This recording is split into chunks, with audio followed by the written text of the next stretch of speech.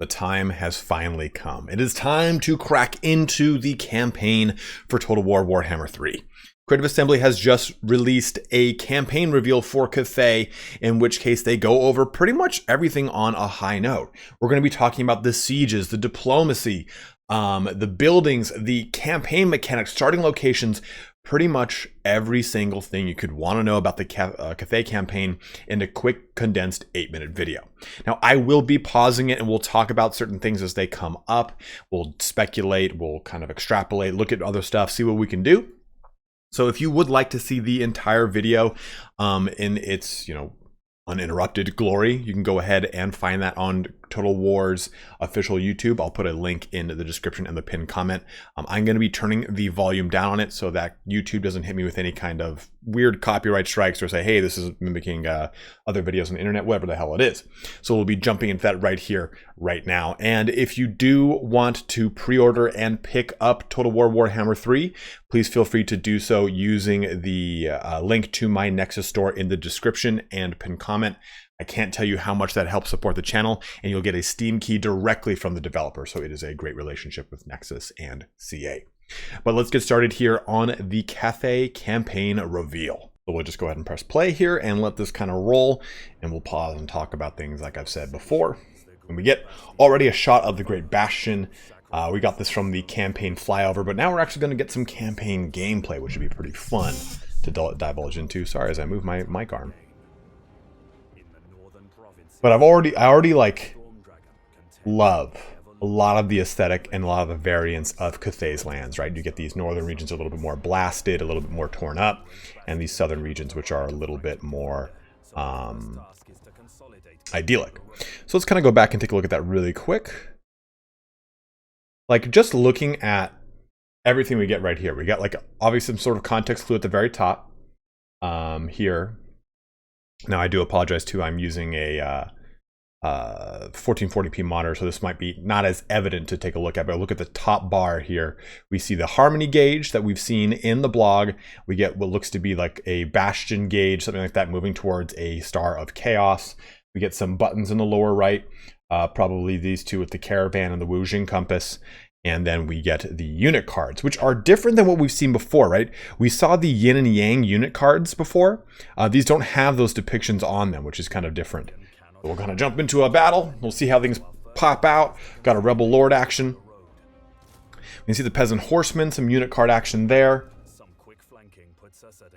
And for the most part, this is what we should come to expect when we see a battle in Total War Warhammer, right? We've seen this from 1 and 2 and 3, or I'm sorry, 1 and 2 and now into 3.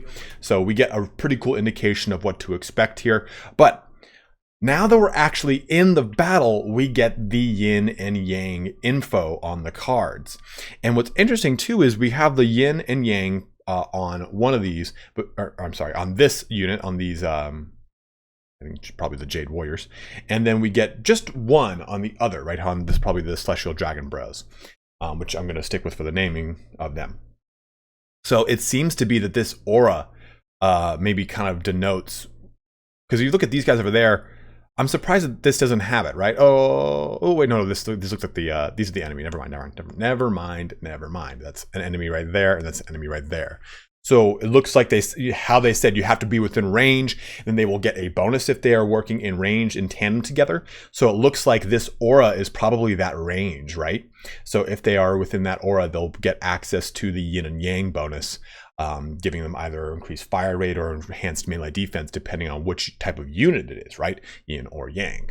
But kind of cool to see how that kind of represents itself on the battlefield, because I wasn't sure if that would just be kind of hard to distinguish, right? Like, okay, I can't distinguish between whether they're in range or not. So it's cool that, and this is of course a supposition, right? I'm guessing that that's what that means.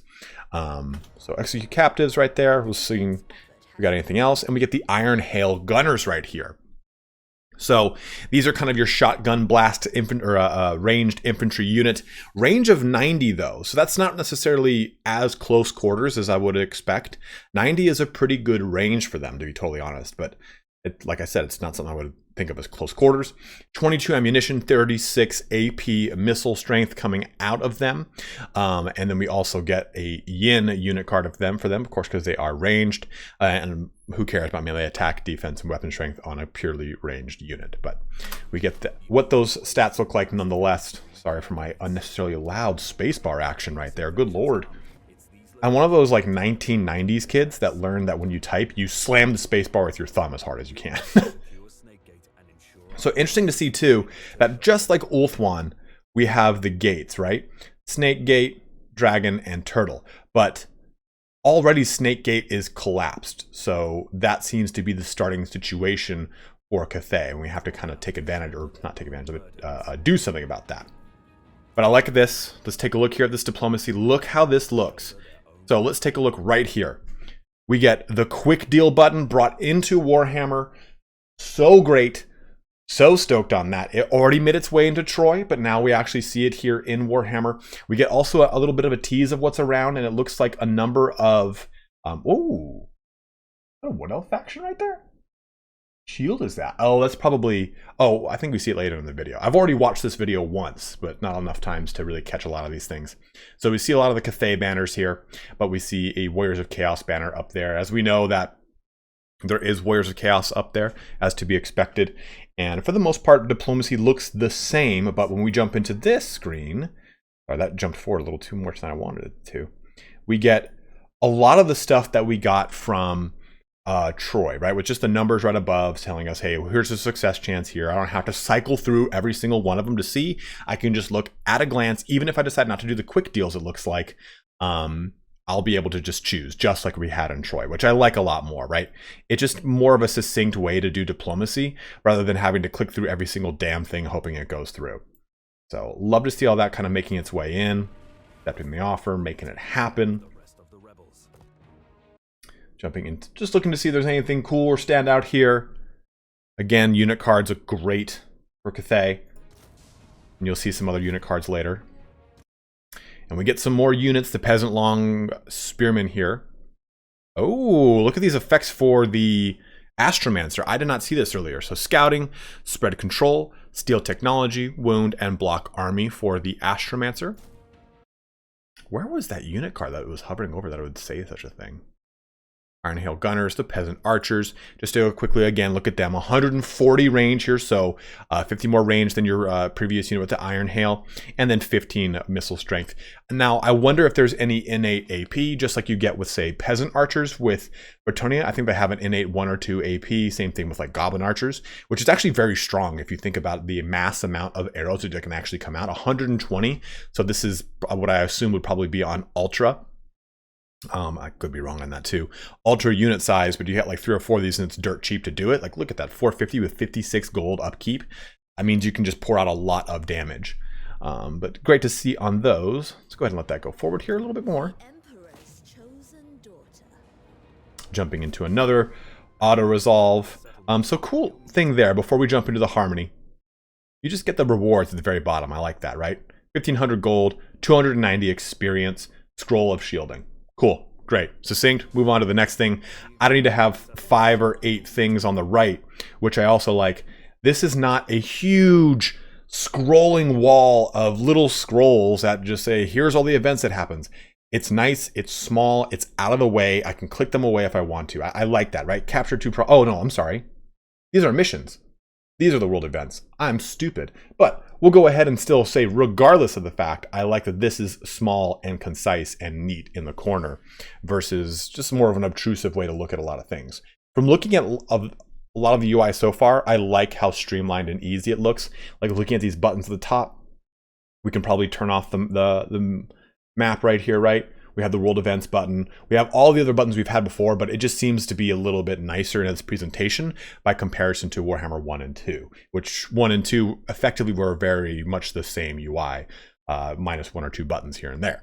And this is, again, effectively the same UI, just changed around a little bit.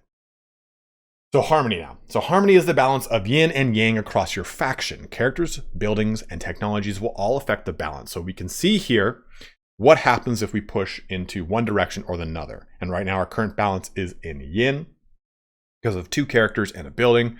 There's no events or technology kicking in. That gives us 20 diplomacy with Cathay factions, 20 growth, construction costs minus 5% for Yang buildings, and income from Yang buildings is increased by 5%, with an income from Yin buildings reduced by 5%. So as our balance is in Yin, we get bonuses to Yang. So it's interesting how that works there. And then when yin and yang are equal, we get quite a lot of bonuses there, right? Pretty much everything almost doubling.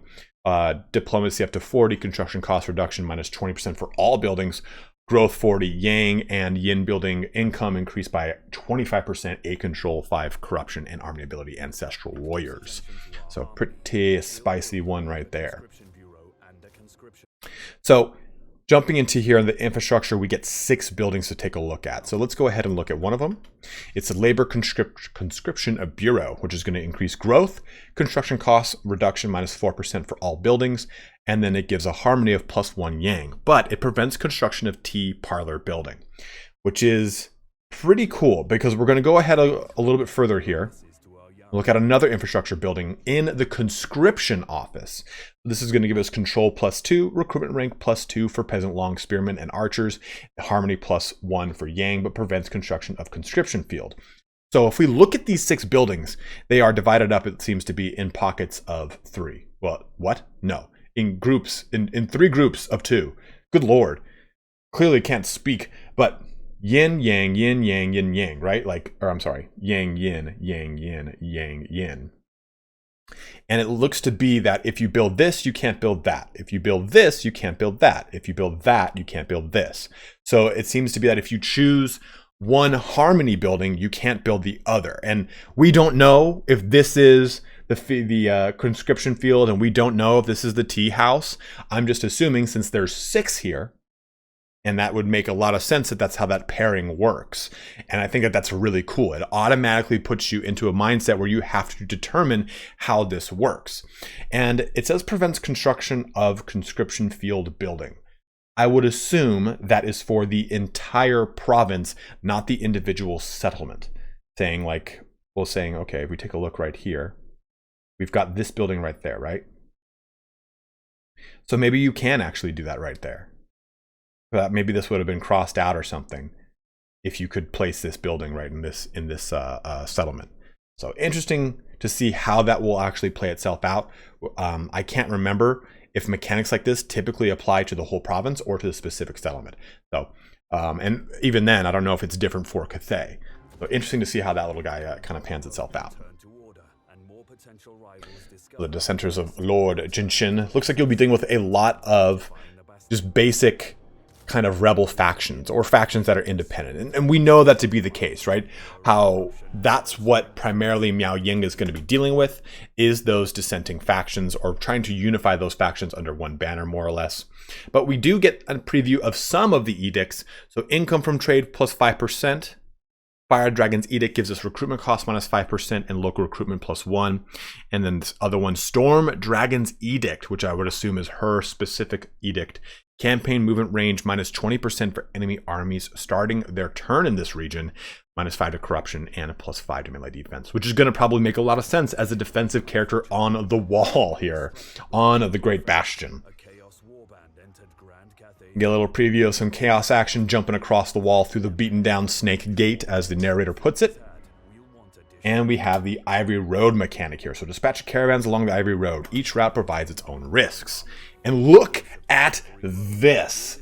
So we had speculated, hey, maybe the Ivory Road is just like the heroic expeditions for Troy, where you create a character and you send that character out, and then you're dealt with a series of prompts or issues, right? Like, hey, you know, you jumped across and here's an RP thing. You have to make a decision on what happens here.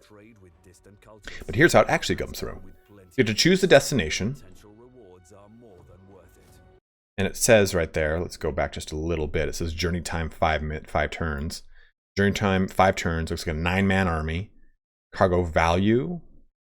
That's how much it cost. Or is this how much money you're rewarded with? I think he says it. I think the narrator says it right there, and I'm just not smart. With our army bolstered and extra funds incoming, Deal with this little guy. Just nothing special there. Take the Snake Gate. And whoa, look at that. Snake Gate, of course, just like anything in Ulth 1, it would probably have a massive Bastion Gatehouse, and we get just that. So income generated 100, defensive supplies 1,000, growth 20, attrition minus 30% when under siege. An outside Ogre or Norscan homeland, though, adds walls to the settlement. Very interesting. Provides garrison of lots of Jade Warriors, Peasant Long Spearmen, and Archers, as well as Horsemen and Astromancer, Jade Warriors with Halberds, and then one Jade Warrior Crossbowman also unlocks the recruitment capability of such units. What did it say there about discovery?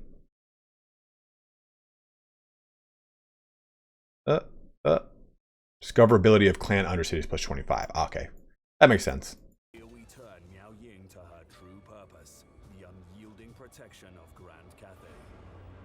We'll have to stream roll through some of this here. I just realized it was a 15-minute video and we're only 2 minutes into this. So we now have the Wujing Compass, though, which gives us the 4 things. And we've seen all this already in the blog, right?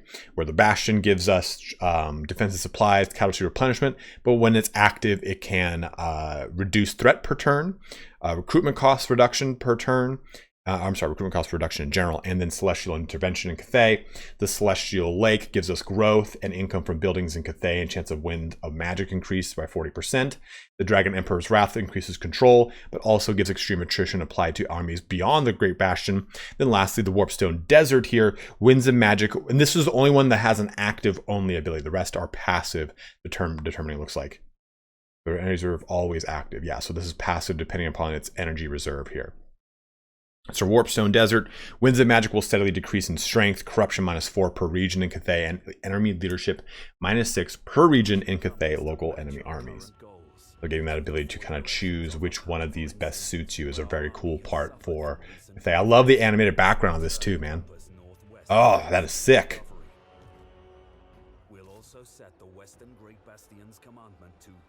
We get the some other special edicts here for the Bastion. Go through those. So Bastion Patrol. Patrol to Great Bastion threat minus 1% per turn, which is, I would assume, right there. The very top right. Corruption minus 5. Unit experience gain per turn plus 200. And then lastly, casualty replenishment rate plus 6%.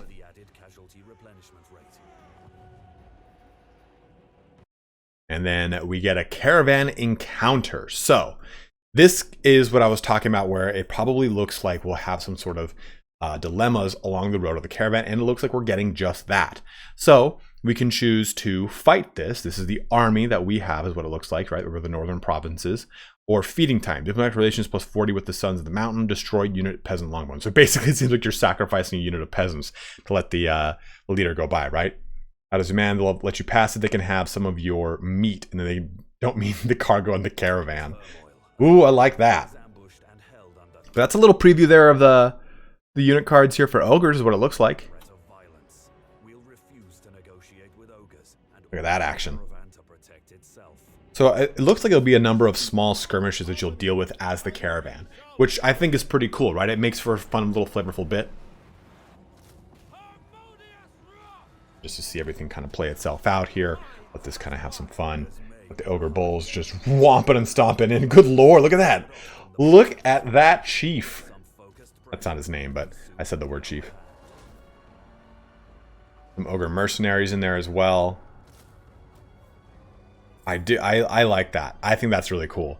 I mean, especially because it's a small scale engagement that you have no control over how that army's sized or looks or anything like that. Otherwise, you know, it's like, oh, I'll steamroll these caravans with these stupid 20 stacks, just beat forces. Now at least you have a very restrictive force that you have to kind of use intelligently, which I like a lot. And look at these unit cards here for Cathay, or for Tzinch. Looking pretty great. Man, those Forsaken look awesome right here. But plenty of fun stuff happening. Gonna fight that battle? Yes, we are. Yes, we are. And again, there's not much to really talk about or divulge. Just really appreciate some of the new stuff here. And this is a minor settlement. So, right? This is a minor settlement indeed, right? I'm gonna jump back and look really quick. Oh, I think it was actually a provincial capital.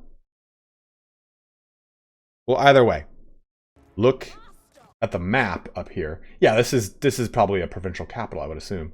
Look at the map up there. We've got plenty of defensive points. We've got some of the supply points that it talks about.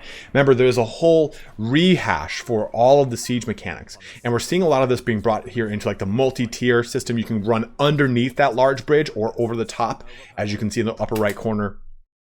Right here, you've got units on this bridge, you've got units underneath this bridge. You're defending some of these choke points or attacking some of these choke points. I really love this whole different mechanic when it comes to sieges of any way, shape, or form. Like, this is kind of got the best of both worlds when you think about Troy and 3K, in my opinion. You've got these nice wide open maps. It's not too constricted from what we've seen from this one. I found in Troy or 3K, those little kill tunnels just became exactly what they were, and it just became a slog through those. So these seem to have a lot of different avenues, some wider than others, to get into locations within the settlement, which I actually like a lot more than just the, hey, there's only 3 entrances into this, it's up against a wall, and you have to deal with the only one unit being able to fit into that little opening. So I like that a lot more. But take a look at this for diplomacy. Trade settlement. So you can now trade settlements in Warhammer. Holy hot covered shit. A military alliance. You're giving them that for a military alliance. Interesting. And now look at this. We get new diplomacy stuff here with war coordination targets. There's an allegiance thing. You can construct outposts in their land. Interesting. Let's go back really quick and look at some of those.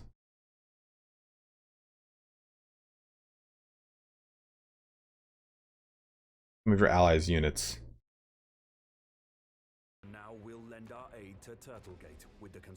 So yeah, you can choose. Now, I wonder what those units are based off of. Oh, I probably said it right there. Aha.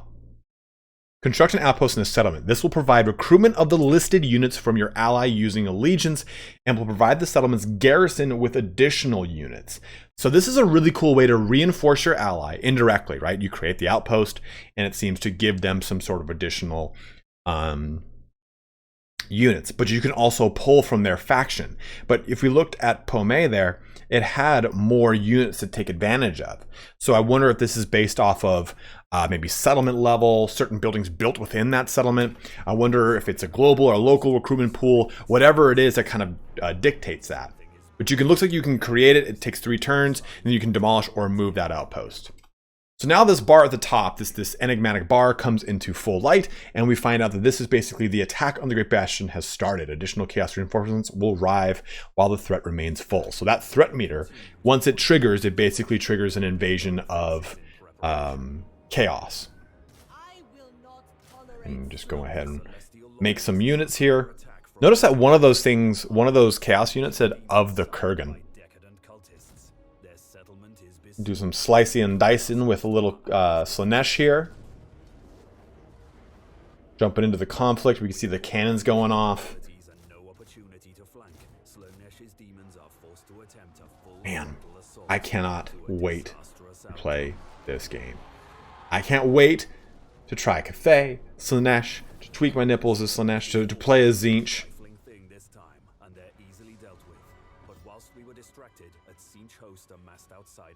Things for the most part, though, are pretty... We talked about most of the stuff so far up to this point. Doesn't seem like... Oh, I wonder what these symbols... So these symbols were like the little skull seals. I wonder what they are, what this means now. Like, I have no idea. Like, there's nothing's hinted towards what this is. Like, we haven't seen any blog posts on it or anything like that. So I wonder... I'm looking to see if they accidentally hover over it to divulge more goodies. You know what I actually haven't noticed? If the new auto-resolve is in this. We'll jump back after we kind of get to the end of this to see if you hover over auto-resolve, if it shows you. So here's a cool thing. I don't know if this is a quest battle, or if this is just a general pivotal battle on any of the gates, but And I also don't know if this is for the extent of this video, right? Like, I don't know if CA said, hey, we'll make this for this video and it'll be cool. But that seems like a kind of pre-battle speech, like we used to have in Rome and in Medieval. So, and we get them already in Warhammer, right, as for quest battles. So I'd love to see if that's the case here. So going through some of the stuff that we've already seen for these sieges from the survival battle and from the siege blog, we'll be able to build platforms in all these hardpoint locations, giving us stuff like platforms, buff locations, traps, or just straight up barricades, right?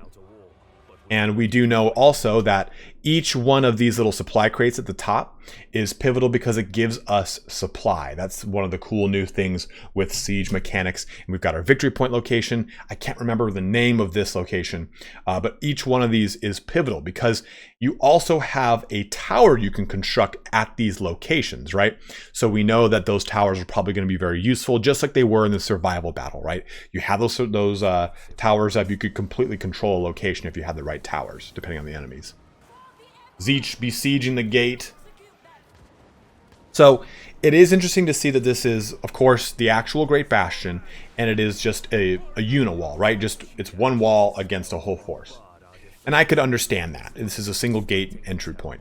It was cool to see the other thing with the settlement had a little bit more of that 360, not a full 360, but I would like to see a siege map where it is the settlement or the location I'm defending in the smack dab center of the map, and I'm attacking it from all angles. I'm getting all sorts of teasers here. We'll get all sorts of the units so far in Zeech. And this has brought down that gauge quite a bit now, right? Look at the Giselle units. Oh, hover over it. Hover over it. Oh. Did it hover over it when I looked at it from the... Oh, damn. They just like strategically swung right over it. Oh, damn it. I wanted to see the stat line on those things. The new Giselles for Cathay, right? Ah, oh, tons of bitches. Trixie.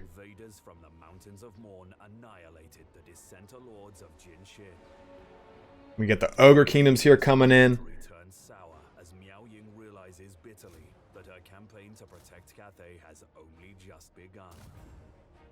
And there we go. That concludes our video here for the Total War Warhammer 3 preview of Cathay's campaign. So far, actually, I like this control thing. We've seen that before. I love what I see. I really want to get my hands on it to see some mechanics, kind of drill into them, and oh, one of these was an auto resolve, I thought, and get an they just jumped right into it.